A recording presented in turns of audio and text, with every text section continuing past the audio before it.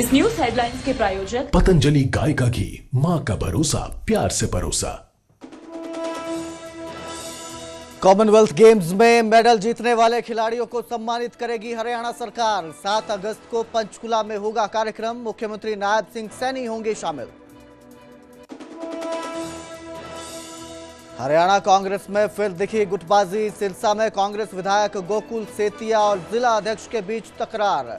सेतिया बोले, मैं उनके साथ काम नहीं कर सकता, हमारे विचार अलग। मानेसर नगर निगम की बैठक में जबरदस्त हंगामा। बीजेपी के मेयर और सीनियर डिप्टी मेयर के बीच तनाव, मारपीट और धमकाने के लगे आरोप। सीसीटीवी भी आया सामने।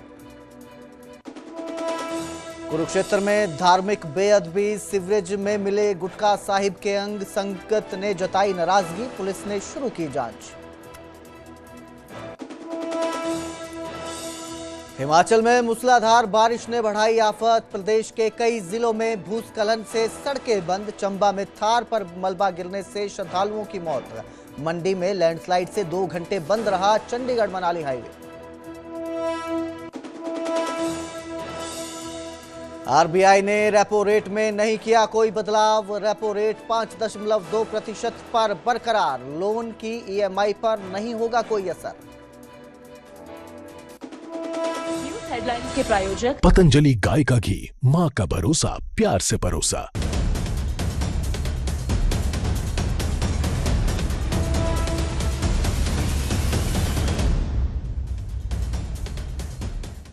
नमस्कार, स्वागत है न्यूज 18 पंजाब हरियाणा हिमाचल में। मैं कुलदीप भारद्वाज आपके साथ और हाजिर हूं हरियाणा हिमाचल प्राइम बुलेटिन लेकर। बुलेटिन की शुरुआत करेंगे हरियाणा कांग्रेस से, जिसमें एक बार फिर गुटबाजी दिखी है और कांग्रेस विधायक जिला अध्यक्ष के बीच इस बार तकरार देखने को मिली। गोकुल सेतिया ने जिला अध्यक्ष के साथ काम करने से मना कर दिया और पोस्ट कर संतोष बेनीवाल ने भी इनकार किया कि वो साथ काम नहीं करेंगे। सिरसा में कांग्रेस की जिला अध्यक्ष है संतोष बेनीवाल। राजनीतिक रूप से अलग विचार हैं हमारे, ऐसे गोकुल सेतिया का कहना है। तो गुटबाजी हरियाणा कांग्रेस के बीच अक्सर नजर आती रहती है। बीच बीच में जब एक बार कहा जाता है कांग्रेस की हाई कमान की तरफ से या कांग्रेस के जो वरिष्ठ नेता है उनकी तरफ से कि किसी भी तरह की गुटबाजी नहीं है, सब साथ मिलकर काम करेंगे, और उसके कुछ ही समय बाद इस तरह की गुटबाजी सामने आती है। तो सिरसा कांग्रेस जिला अध्यक्ष से हमारी कोई लड़ाई नहीं है, हमारी बड़ी बहन है, पर राजनीतिक रूप से हमारी सोच विचार अलग है, उनके साथ नहीं चलूंगा, गोकुल सेतिया ने ये पोस्ट किया है। और आपकी तस्वीर पर यह पूरी पोस्ट नजर आ रही है जिस तरह से गुटबाजी नजर आई है। मेरे सहयोगी अंकित दुदानी हमारे साथ फोन लाइन पर जुड़े हैं। जी अंकित, दावा किया जाता है कांग्रेस के वरिष्ठ नेताओं की तरफ से कि गुटबाजी नहीं है, सब मिलजुल कर काम करेंगे, एक साथ संगठन को आगे बढ़ाएंगे, लेकिन फिर इस तरह से अलग अलग गुटबाजी की तस्वीरें सामने आती हैं हमारे पास, और एक की ये सामने आई है जहां गोकुल सेतिया और जिला अध्यक्ष के बीच तकरार नजर आई है।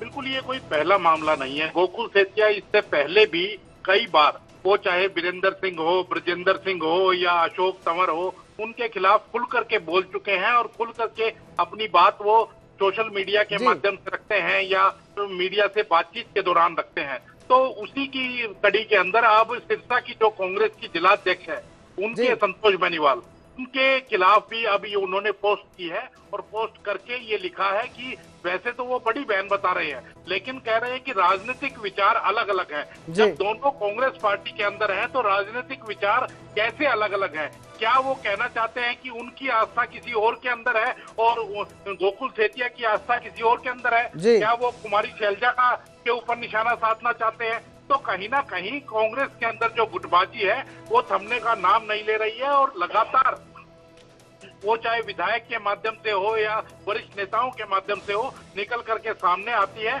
और कहीं ना कहीं किरकिरी जो है प्रदेश में कांग्रेस की इसके माध्यम से बनती है। अंकित, सवाल यहाँ पर यह भी उठता है कि संगठन तो एक ही है कांग्रेस, और विचारधारा के साथ ही लोग संगठन में जुड़ते हैं, फिर ये किस तरह की विचारधारा की यहाँ पर बात की जा रही है? कौन से विचार हैं? क्या ये वही गुटबाजी है जो एक धड़ा एक के पक्ष में दिखाई दे रहा है, दूसरा धड़ा दूसरे पक्ष में दिखाई देता है? क्या उस तरह की विचारधाराओं की बात है? बिल्कुल, कहीं ना कहीं वही नजर आता है कि क्योंकि जो जिला अध्यक्ष है वो कुमारी शैलजा के नजदीक जी। है, और वो कुमारी शैलजा के नजदीक है तो गोकुल सेतिया जो है वो भूपेंद्र सिंह हुड्डा के खेमे के कहे जाते हैं। तो कहीं ना कहीं इसी वजह से अभी हमने कुछ दिन पहले देखा था कि जिला अध्यक्ष जब सरकार के खिलाफ ज्ञापन देने पहुंची थी तो उस समय भी वो अकेली ही नजर आई थी। उनके साथ ना तो कोई कार्यकर्ता था, ना विधायक, क्योंकि वहां के लोकल विधायक कांग्रेस के हैं वो भी साथ नहीं थे। तो उस समय भी बड़ी किरकिरी कांग्रेस पार्टी की हुई थी कि जिला अध्यक्ष अकेले अपने पति के साथ वो ज्ञापन देने गई थी। तो कहीं ना कहीं ये भी एक बड़ा सवाल उठता है, और गुटबाजी को लेकर के लगातार जब कांग्रेस के नेताओं से सवाल पूछते हैं तो वो इस बात को नकारते हुए नजर आते हैं। जी बिल्कुल, बहुत बहुत शुक्रिया इस तमाम जानकारी के लिए अंकित। और जी बिल्कुल, एक तरफ से जिस तरह से गुटबाजी को लेकर जब भी सवाल किया जाता है तो वो इसे नकारते नजर आते हैं, लेकिन अब बात विचारों की हो रही है और इसी तरह कई बार मंच पर भी इस तरह से गुटबाजी सामने आ चुकी है, जहां खुलेआम इस तरह की बातें की गई हैं विचारों को लेकर कांग्रेस की तरफ से, हरियाणा कांग्रेस की तरफ से।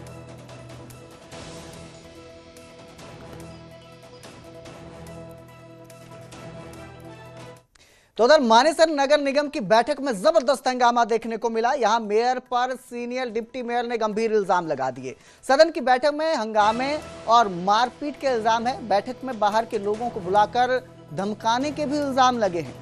सेक्टर 7 मानेसर थाने तक ये विवाद अब पूरा पहुंच चुका है। मेयर और सीनियर डिप्टी मेयर दोनों ही बीजेपी के हैं और ये विवाद यहां पर सामने आया है। गुरुग्राम के मानेसर की ये तस्वीरें हैं, आप देख सकते हैं, जहां पर हंगामा देखने को मिला। दरअसल सदन की बैठक थी और यहीं पर ये लोग पहुंचे हुए थे और सदन की बैठक में हंगामे के साथ मारपीट तक के आरोप लगे हैं। मेरे सहयोगी धर्मवीर शर्मा हमारे साथ फोन लाइन पर जुड़े हैं। धर्मवीर, क्या ये पूरा विवाद है, क्यों ये मामला बढ़ता है, क्या अपडेट इसको लेकर? जी, लगता है संपर्क नहीं हो पा रहा है। एक बार फिर से कोशिश करेंगे धर्मवीर से जुड़ने की, लेकिन पूरा विवाद क्या है वो भी समझेंगे धर्मवीर के जरिए कि क्या ये पूरा मामला था और जो थाने तक पहुंच चुका है। अब इल्जाम गंभीर है। बैठक में बाहरी लोगों को बुलाकर धमकाने के इल्जाम है, मारपीट के इल्जाम है, महिला पार्षदों के साथ धक्का मुक्की और अभद्र भाषा का प्रयोग करने के इल्जाम है। और ये बैठक थी, हंगामा हो जाता है बैठक में। मेयर के पति भी राकेश जो हैं उन पर भी पहले भी इस तरह के आरोप लगते रहे हैं, मानेसर मेयर के जो पति हैं उन पर भी। अब पूरा मामला क्या है, कहां से ये विवाद शुरू हुआ है, ये जानेंगे। धर्मवीर एक बार फिर हमारे साथ जुड़े हैं। धर्मवीर, क्या ये पूरा विवाद है, कहां से शुरू होता है जो मारपीट तक पहुंचता है और क्या अपडेट इसको लेकर? बिल्कुल, देखिए, सदन की बैठक थी मानेसर नगर निगम की और उस पर सबसे पहले आरोप यही लगाया गया कि सदन की बैठक नगर निगम के दफ्तर में ना होकर के जो मेयर है वहाँ की डॉक्टर इंद्रजीत यादव, उन्होंने अपने निजी ऑफिस में इस बैठक को बुलाया। वहाँ पर अधिकारी भी पहुंचे और पार्षद भी पहुंचे। वहीं पर सीनियर डिप्टी मेयर ने आरोप लगाया कि वहाँ पहले से ही बाहरी लोगों को बुलाया गया था। साथ में उनके पति के ऊपर भी आरोप लगाया कि राकेश हयातपुर के जो समर्थक थे वो वहाँ मौजूद थे, उन्होंने पार्षदों के साथ बदतमीजी की, मारपीट की। और ये भी आरोप लगाया गया है कि उन्हें धमकी भी दी गई है। इससे पहले भी हमने देखा है कि जो मेयर है नगर निगम की डॉक्टर इंद्रजीत कौर, उनके जो पति हैं राकेश हयातपुर, उनके ऊपर पहले भी इस तरह के इल्जाम सामने आए हैं और पहले भी ऐसे जो है आरोप लगे थे उनके पति पर। बहुत बहुत शुक्रिया हमारे साथ जुड़ने के लिए। और फिलहाल जो है पुलिस मामले की जांच में जुटी हुई है क्योंकि मामला अब थाने तक पहुंच चुका है।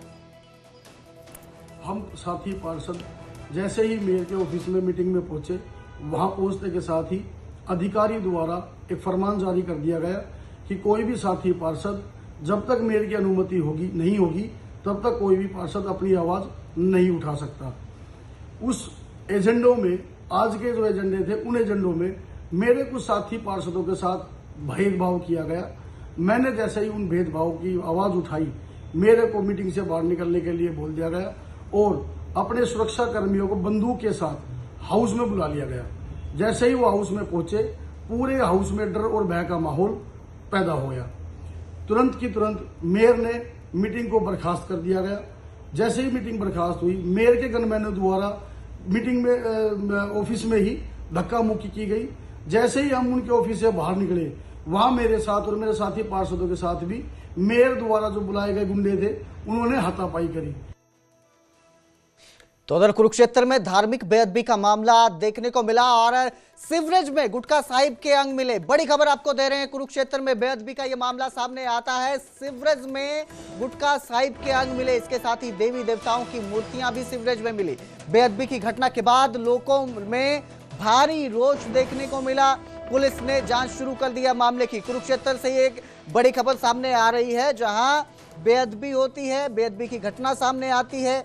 गुटखा साहिब के अंग जो हैं वो मिलते हैं सीवरेज में। इसके साथ ही हिंदू देवी देवताओं की मूर्तियां भी सीवरेज में मिली हैं। इसके बाद लोगों में आक्रोश देखने को मिला, धार्मिक भावनाओं को ठेस पहुंचाई गई है, इस तरह के लोगों के आरोप हैं और आक्रोश इस पूरे मामले में लोगों में देखने को मिल रहा है। कुरुक्षेत्र में ये घटना सामने आती है और जिस तरह से जानकारी सामने आई है उसके बाद यहाँ पर जो सिख धर्म के लोग हैं वो भी पहुंचते हैं, हिंदू धर्म के लोग हैं वो भी इकट्ठा हुए हैं। आक्रोश लोगों में नजर आ रहा है, भारी आक्रोश लोगों में देखने को मिल रहा है। तू गुटका साहब केड़े गुरुद्वारा साहब तो लियांदा है या किसी के घर तो लियांदा? कहंदी बाबा जी मैं गुटका साहब गटर चों लैके आई हां। फिर जो उस तो बाद जो ये गुटका साहब से जिहड़ा ये बच्ची लैके गई उस तो बाद आ फिर असीं होर गुटके साहब